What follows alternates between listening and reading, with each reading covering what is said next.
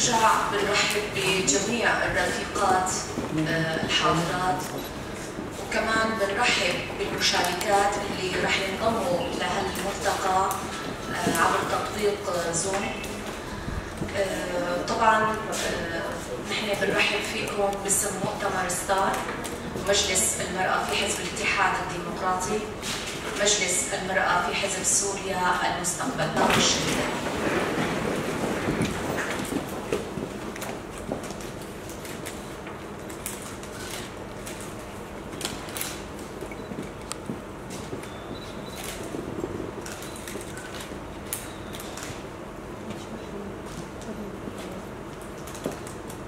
حياتي بالاستناد إلى تجارب حرضت الوعي الإدراكي المقترن بالمخاطر وبعض النهايات المؤسفة للكشف عما هو جديد من الواقع الموجود، لتترسخ الترعيب والترهيب في إجحاف تام للحقوق للفرد وللوطن.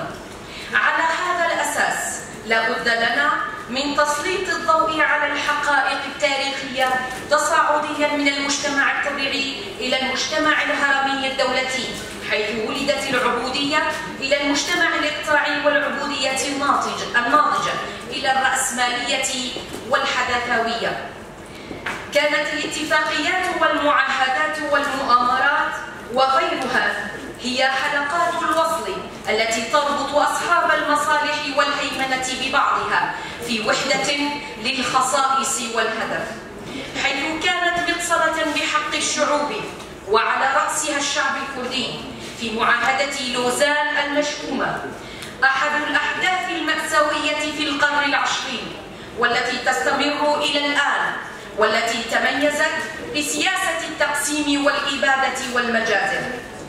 انطلاقا من مبدأ محاربة سياسة معاهدة لوزان والرد عليها، تتالت الانتفاضات والثورات ومشاريع تعمل على إفراغ المعاهدة ودحرها، أغنت العالم بأصولها ومعارفها، تعود لمجتمعات تتسم بالروابط الاجتماعية على أساس الاختلاف المتكون حول ثقافاتها وهوياتها الذاتية الخاصة بها. كما تستطيع تلك المجموعات الكشف عن طاقاتها التي شهدت لاحقا مجازر وإبادات نتيجة تدخلات من الأطراف المعادية لإرادة المجتمعات والشعوب والثقافات الأصيلة. راح تكون طالما فيها حقائق تاريخية، ونحن نعرف اليوم أمس كان تاريخ أو اليوم السياسة، بكرة راح يصير تاريخ، فهناك تداخل كبير بين التاريخ والسياسة، خصوصا في منطقة الشرق الأوسط التي تمر بشكل تناقضات وتغيرات. تركيا الحالية كانت جزء أو هي سنتر أو المركز الرئيسي للدولة العثمانية اللي امتلكت طوال 5 قرون بصماتها بالتأكيد على الدي في عهد المديني، ولكن بالطبع للشؤون غير تركيا كان لها يعني أثر كبير في هذا التغيير. السؤال المنطقي يقول: لماذا لا يزال لدى الأتراك أزمة هوية بعد مرور 80 عاماً على عملية التحديث؟ تتعامل الكمالية بعمق. اتفاقية لبنان عمليا طورت صفحة اتفاقية سيبر وأعاد تركيب تركيا جغرافيا، عرقيا، لغويا، طبعا بالقسم هذه القانون. ومثل الميزان انتصار لمصطفى كمال الذي صبح فيما بعد مصطفى كمال أتاتورك، الذي استعاد جزءا كبيرا من الأراضي التي طال لديها الميثاق الوطني عام 1920، والأهم أنه نجح من خلال اتفاقية جديدة في رسم ما وصفها بوحدة عرقية للأمة التركية، وطبعا هذا مفهوم غامض كما سنرى لاحقا. عرفت الكمالية نفسها كنظام الراديكالي والتحديث، كان أبرز شعاراتها لأجل الشعب رغما عن الشعب، ولتحقيق هذا الهدف اتبعت الكمالية سياسة تحديث قسرية هرمية من الأعلى للأسفل، فعمقت وأزالت كل ما رأته عائقا ما تصورته. وطبعا كانت الشعوب الغير تركية هي العائق الأساس في تصور الكمالية. الأمر الذي وضعها في مواجهة مباشرة ومستمرة مع التيارات الدينية المحافظة الذين كانوا يسمون بالماضويين أو الظلاميين، ومع الأقليات القومية، وطبعا كان لهم نصيب كبير في هذا. قد أصبحت هذا القوى أمام ما أطلقت عليه الكمالية تسميات القوى الرجعية والقوى الانفصالية بمثابة أهم التهديدات الداخلية في نظر الكمالية ونخبها ومناصريها، وبالمناسبة حتى اليوم هذا المفهوم متساءل. بعد حرب الاستقلال وخلال التأسيس اللاحق للجمهورية التركية،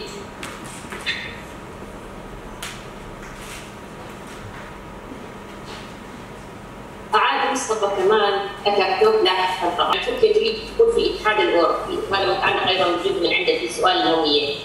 فالأوروبيين دائما يعتقدون أنه الشعب التركي ليس أوروبيا ثقافيا على مستوى الثقافة، لذلك ليس بينضم الاتحاد الأوروبي. وهذا يعني تصريح كان دائما متواجدا بين الأفراد أنفسهم وبين الآخرين، يعني نحن وهم. بالنسبة للجذور التاريخية، تبدو الجذور التاريخية لنقاشات الهوية المعاصرة في تركيا راسخة في فترة تدهور الإمبراطورية العثمانية التي بدأت في أواخر القرن ال19، وتحديدا بالحلول عام 1632 أثناء الحصار الثاني لفيينا. لماذا حصار فيينا؟ الحصار فيينا كان بداية النهاية للتوسع العثماني في القارة الأوروبية. بعد بدأت الامتدادات بدأ العثمانية تراجعون في أوروبا حتى طبعا الحروب البريطانية في بداية القرن العشرين والتي انتهى باستقلال معظم دول بريطانيا الحالية قبل سقوط الإمبراطورية العثمانية بسنوات. خلال هذه الحقبة من انحدار الدولة العثمانية انخرط الانتشاري الجيش الذي يصفون هو نواة الدولة الكمالية الحديثة لاحقا، هاي ملاحظة مهمة، والعلماء النخبة أو الإليت أو الانتليجنسيا فيما بعد تحركوا بحيوية في سياسة القصر أو سياسة الدولة، وأصبحوا عقبة هائلة من الإصلاح في الدولة.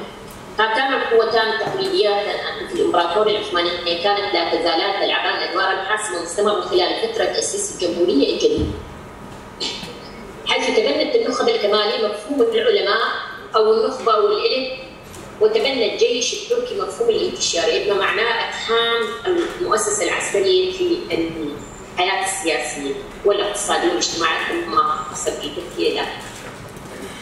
كانت حقبة التنظيمات إعادة التنظيم في 1839، هذه طبعا حقبة معروفة جدا ومهمة جدا في التاريخ العثماني، كانت تسمى فترة التنظيمات يعني باللغة العثمانية أو فترة الإصلاحات أو التنظيمات العربية.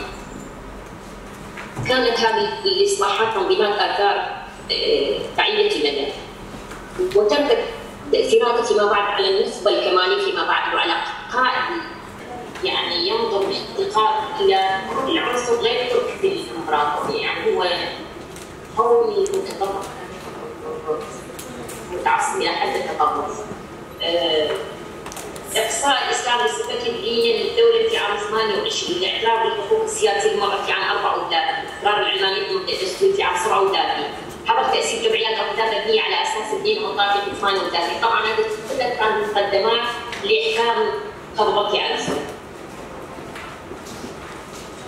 طبعا المبادئ والتغيرات الكمالية هذه قد يسأل يعني السائل لا تواجه يعني المعارضة، كانت هناك معارضة محلية وكانت نظام في السنوات الأولى من عمر الجمهورية، خاصة مبدئي العلمانية والقومية، يعني هذه كانت طارئة على هذا المجتمع.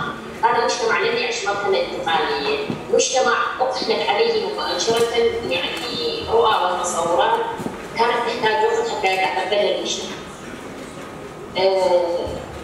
مباشرة انه اعتبرت الغرب هو النموذج يعني هو المفضل في بلد يعني كانوا الاناضول لا تقليدية فلاحية ومتمسكة بالدين يعني بشدة. نموذج القسم الثالث نموذج التحديثات. أخذت الأيديولوجيا الكمالية على عاتقها إعادة تشكيل الجمهورية التركية وإعادة تعريف وسياستا دولتا تركيش تستيقع على كمال قوسر الكمال دلا حتى رجائي وجه الدوام يعني كمان بخسا سياستا دولتا تركيا سياستا وقفش سر حمل قليقو تستوجدنا نابينا تيما شامله سياسة إنكار سياسة كوجبري سياسة كشتين قتل كريم يعني هر تشتي خراب جو في دولة آمنة سرسري قلا تيخو ياكرن روج بروج راستيا وان تي جيتن هر كس راستيا وان ناسكي بلكي قلب يعني راس مدتنا ليه ام بینیم ایرو هر کس راستیا دولت ترک بینه هر کس رجال دولت ترک بینه گسترده بشان استقلال بکی حواله گو مداخله جکرین حواله گو ویجی محاضره خدا ویجی بحثا کل تشتل دولت ترک گوسر حساب دسته که گلی روجداتا نابی و حمل گلی تیداجی بجن کرد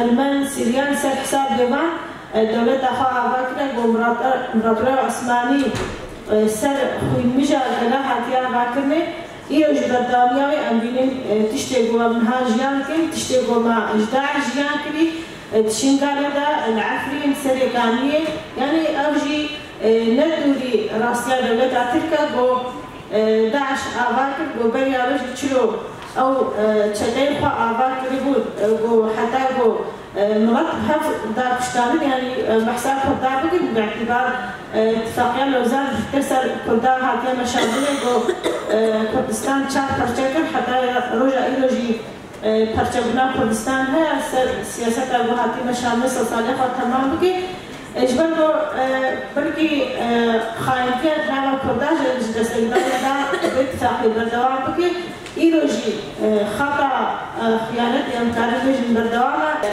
دولة الترك توقيع كل المعاهدات سيبر جنسية تركية جواز سندر وان اعتبار كل خاين. ليه أدكش دخالة راستين ديروكيلة.